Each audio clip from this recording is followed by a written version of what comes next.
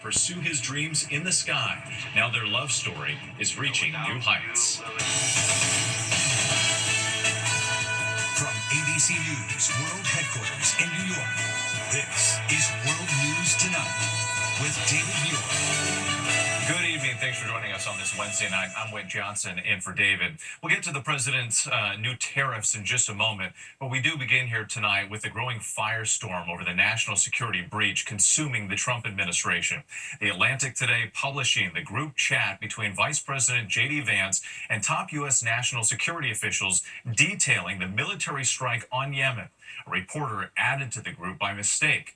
The White House trying to downplay the potential danger of the breach. But in the text shared on the commercial messaging app Signal, Defense Secretary Pete Hegseth calling out times and targets of the assault, saying we are a go for mission launch. Hegseth today fiercely denying he revealed any classified attack plans. Director of National Intelligence Tulsi Gabbard and CIA Director John Ratcliffe grilled for a second straight day about what they knew. The White House describing the group chat as a sensitive policy discussion. And just a short time ago, President Trump calling the scandal a witch hunt. ABC's chief global affairs correspondent Martha Raddatz leads us off in Washington. Tonight, the text messages at the heart of this national security breach now reveal Defense Secretary Pete Hegseth sharing highly sensitive military plans for U.S. airstrikes in Yemen hours before the attacks were launched. Reporter Jeffrey Goldberg had been inadvertently added to the group chat with top administration officials on the commercial messaging app Signal. Today, Hegseth defiant, insisting he did nothing wrong. Nobody's texting war plans. But the details exposed in the chat are stark. 2.5 hours before the attack was set to begin, Hegseth sending this message outlining the plan to the group, which included Vice President J.D. Vance, Secretary of State Marco Rubio, National Security Advisor Mike Waltz, White House Chief of Staff Susie Wiles, and of course, that reporter. Team update, Hegseth wrote. Weather is favorable. Just confirmed with CENTCOM, we are a go for mission launch. Hegseth explaining what would happen next. 12:15, F-18s launch, first strike package. Then writing that about 2 hours later, more F-18s launch, second strike package. He told the group that 5 minutes after that, strike drones on target, adding, this is when the first bombs will definitely drop. And that about an hour later, the F-18 second strike starts. Also, first sea-based Tomahawks launched. Today, Hegseth insisting he didn't divulge any classified information that would have put American troops in harm's way had his messages fallen into the wrong hands.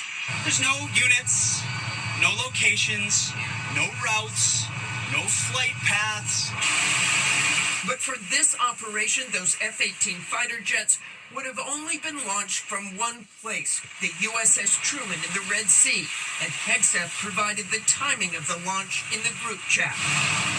Today, the secretary refusing to answer questions. Thank you very much. We're heading off. Strike plans before they launched. Mr. Secretary, how do you square what you said with what your messages show? The publication of the attack plans now turning up the heat on other administration officials in the group chat.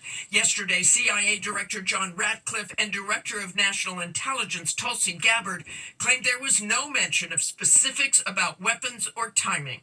Did this conversation at some point include information on weapons packages, targets, or timing? Not that I'm aware of. Director Gabbard, same question. Same answer. Today, Gabbard under pressure, testifying she didn't remember the details in the newly revealed texts. So it's your testimony that less than 2 weeks ago, you were on a Signal chat that had all of this information about F-18s and MQ-9 Reapers and targets on strike, and you in that 2-week period simply forgot that that was there. That's your testimony? My testimony is I did not recall the exact details of what was included there. But so far, the only administration official taking responsibility for anything is National Security Advisor Mike Waltz, who admitted he inadvertently invited the journalist to the group chat. Tonight, President Trump standing behind his team. There was no harm done because the attack was unbelievably successful that night. But tonight, Democrats and even some Republicans adamant that revealing highly sensitive operational details could put lives in danger if the information got into the wrong hands. Still, the president insisting there was no harm done and calling this all a witch hunt. Whit? Martha Raddatz in Washington, thank you. And we have more breaking news tonight. President Trump pushing forward with a new wave of tariffs targeting the auto industry. Late today, the president imposing a 25% tariff on imported vehicles, hoping to increase manufacturing in the U.S. You're going to have a lot of construction jobs, but you're also going to have a lot of automobile jobs. So this is very exciting, but it's also exciting because of what's happening with other aspects. We're going to be doing tariffs on pharmaceuticals in order to bring our pharmaceutical. And the president says the move will raise $100 billion in revenue, but it's also expected to raise costs for automakers and dealers, which will likely be passed along to American buyers. ABC's senior political correspondent Rachel Scott is joining us now from the White House. And Rachel, these tariffs are now just a week away. Yes, Whit, and the president making this announcement just moments ago, saying the United States will now be imposing a 25% tariff across the board on all cars and auto parts made outside of the United States. These tariffs now set to go into effect in just a few days on April 2nd and will also apply to American cars that are assembled overseas. This could significantly raise prices for consumers. Nearly half of all vehicles sold in the United States are imported. The goal of the president here to drive up manufacturing in the U.S. And the market's already reacting. Stocks falling when Wall Street got word the president would be implementing these tariffs. The president did delay these tariffs when the top automakers begged for a reprieve. But in the Oval Office, the president was asked directly if there's any scenario in which these tariffs would be removed. The president making it clear they are here permanently. Whit. Rachel Scott, thank you. We move on now to the urgent search for 4 American soldiers missing overseas. They disappeared while training in Lithuania. Their 70-ton military vehicle found in the water. Here's ABC's chief international correspondent, James Longman. 4 U.S. soldiers are missing tonight after an incident during a training mission in Eastern Europe. The armored vehicle they were operating discovered submerged in a body of water. This was a tactical exercise in Lithuania on the border with Belarus. There's still early news, so we do not know the details, but obviously this is really terrible news, and our thoughts are with the families and loved ones. An official confirming to ABC News soldiers from Fort Stewart in Georgia went missing Tuesday riding in a 70-ton M88 armored vehicle, which was sent to recover another vehicle that had broken down during an exercise. The US and Lithuanian military at the scene. The Lithuanian defense minister calling this a complicated rescue operation that will take some time.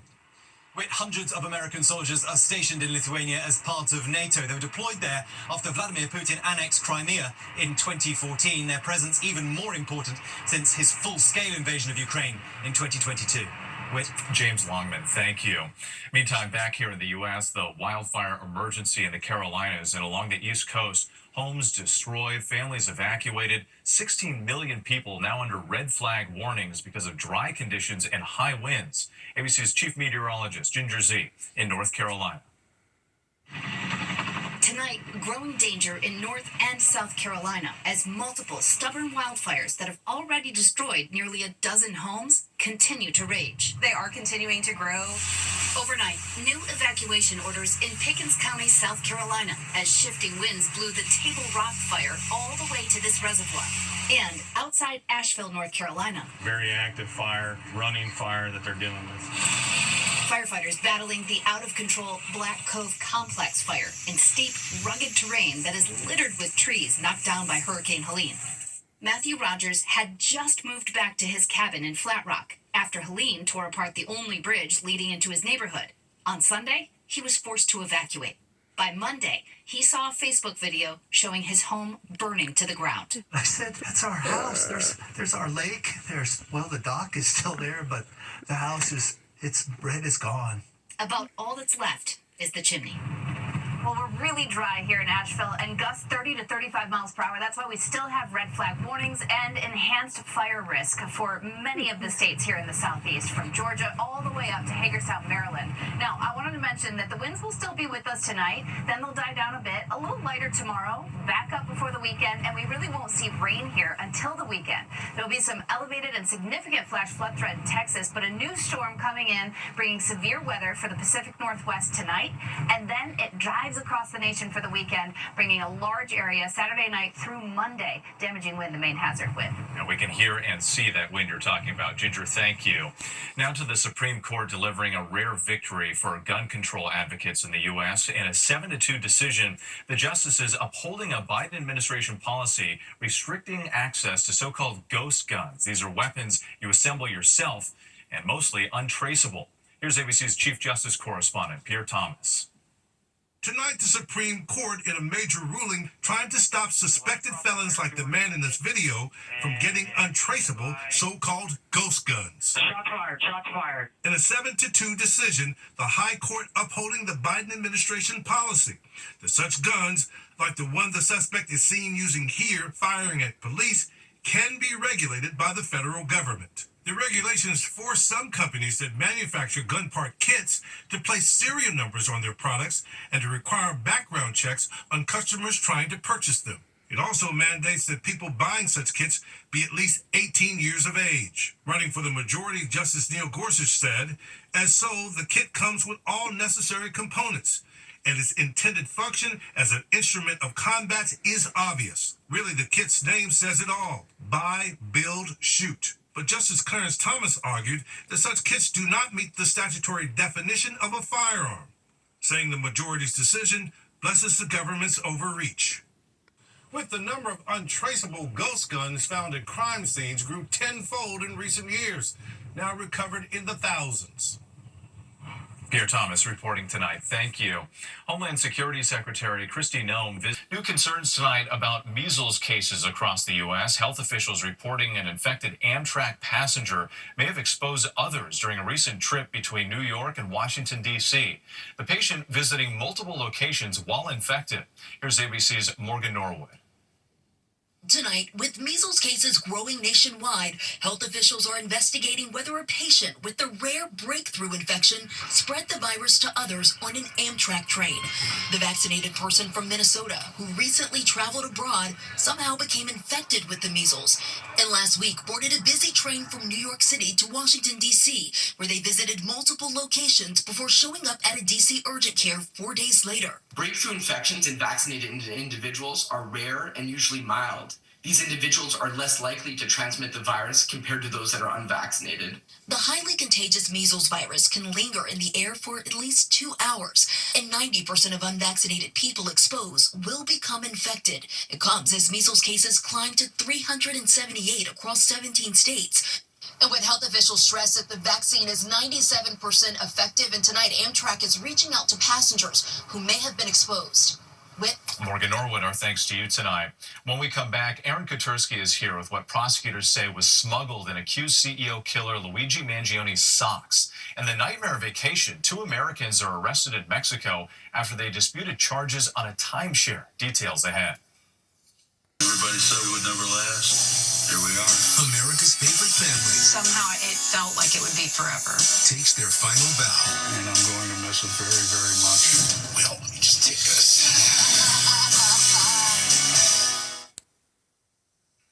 Finally tonight, America Strong, the pilot, the woman who helped him reach his dream in their high-flying romance.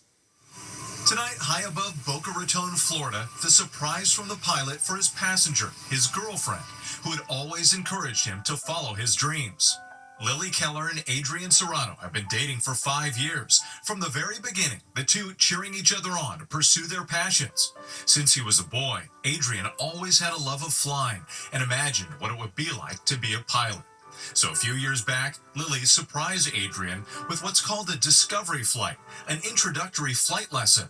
Adrian documenting the moment. I'm here at the airport, sitting in the pilot seat. Adrian was hooked, eventually going to flight school, and now is a flight instructor. And so Adrian had an idea to fly Lily up into the air to thank her and to ask her a question. As we're up here high above everything, it reminds me of the way you make me feel like I'm always flying no matter where we are. You're my greatest adventure, my co-pilot in this journey of life. There's no one else I'd rather navigate the skies. with you through clear days and turbulence. So with the clouds below us and the horizon ahead, I have just one question. Will you marry me and be the partner for life?